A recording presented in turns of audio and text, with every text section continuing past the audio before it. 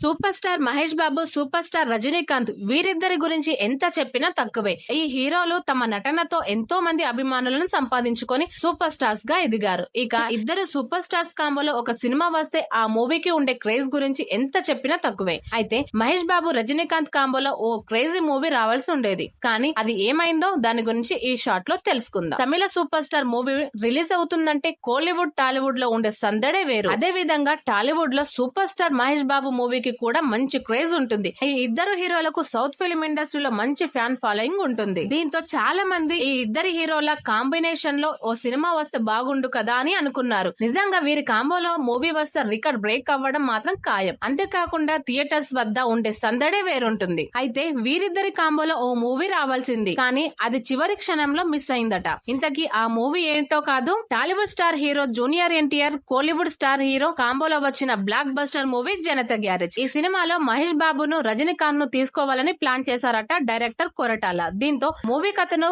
First గా మహేష్ బాబుకు చెప్పడంతో ఆయనకి కథ నచ్చక రిజెక్ట్ చేశాడంట. దీంతో కొరటాల శివ ఈ సినిమా కథను జూనియర్ ఎన్టీఆర్, మోహన్ లాల్ ఇద్దరికి చెప్పడంతో వారు ఓకే చెప్పేశారట. ఒకవేళ మహేష్ బాబు గనక ఈ సినిమాను ఓకే చెబితే మోహన్ లాల్ పాత్రకు రజనీకాంత్ ను తీసుకునేవారంట. అలా ఈ ఇద్దరు సూపర్ స్టార్స్ కాంబోలో బ్లాక్ బస్టర్ మూవీ మిస్ అయ్యింది.